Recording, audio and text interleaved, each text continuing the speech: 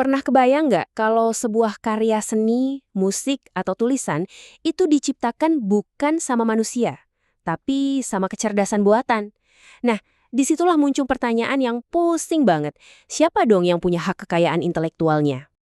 Oke, biar seru kita mulai pembahasan ini dengan sebuah misteri kecil. Ada satu puisi pendek nih. Coba deh perhatiin tulisan ini. Kelihatannya sih kayak puisi biasa aja ya kan? Tapi ada rahasianya. Ternyata yang ditulis sama manusia itu cuma baris paling awal dan paling akhir. Pertanyaannya kelihatan simpel. Siapa penulisnya? Tapi jawabannya, wah itu susah banget. Dan ini nih yang bikin pusing sistem hukum kita sekarang. Jadi, 4 baris di tengah itu siapa yang nulis? Jawabannya, sebuah kecerdasan buatan. Tepatnya, AI dari Google. Jadi ceritanya, AI ini dikasih makan lebih dari 11.000 buku yang belum pernah terbit.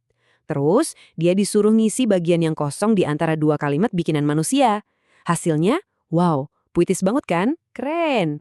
Nah, buat ngerti kenapa ini jadi masalah besar, kita perlu mundur dikit nih. Kita harus paham dulu, kenapa sih hukum soal hak cipta ini awalnya dibikin. Jadi gini, sistem hak kekayaan intelektual atau HKI itu intinya dibuat untuk ngasih penghargaan ke otak manusia, ya buat usaha dan ide-ide cemerlang mereka. Tujuannya jelas, biar orang makin semangat buat berinovasi. Nah, disinilah kita harus bikin batasan yang jelas. Apakah AI itu cuma sekedar alat, kayak kuas buat pelukis gitu? Atau jangan-jangan AI itu sendiri yang jadi senimannya? Nah, ngebedain dua hal ini, itulah inti dari semua perdebatan yang lagi panas sekarang. Soalnya gini, dalam hukum, istilah kayak pencipta atau penemu itu udah paten. Cuma buat manusia. Jadi, dari dulu, hukum hak cipta dan paten kita itu dibangun di atas satu asumsi dasar. Yang bisa nyiptain sesuatu itu cuma manusia.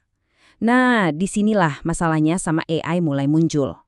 Oke, jadi kalau AI itu bukan orang fisik, terus siapa dong yang bisa punya hak cipta atas karyanya? Nah, ada beberapa kandidat nih. Yuk kita bedah satu-satu. Jadi, para ahli hukum itu udah ngelis ada 4 kemungkinan utama nih soal siapa pemilik karya AI. Pertama, programmernya. Kan mereka yang bikin otak AI-nya. Tapi, gimana kalau hasilnya sama sekali nggak bisa mereka prediksi? Nah loh. Kedua, penggunanya yang ngasih perintah. Tapi, kalau perintahnya cuma katakanlah klik satu tombol, itu kreatifnya di mana? Ketiga, AI itu sendiri.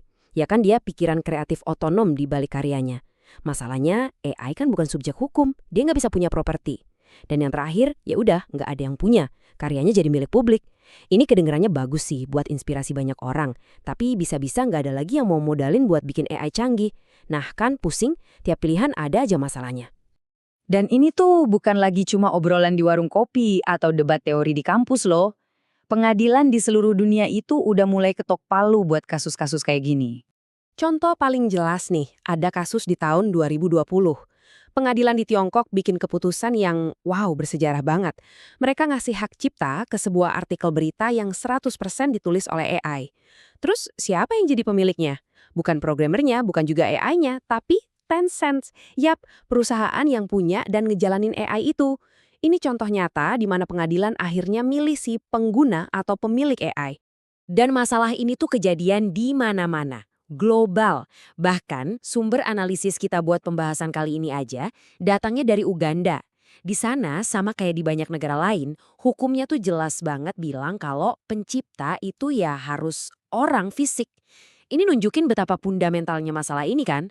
Hukum kita yang umurnya udah puluhan bahkan ratusan tahun, sekarang dipaksa buat ngadepin teknologi abad ke-21.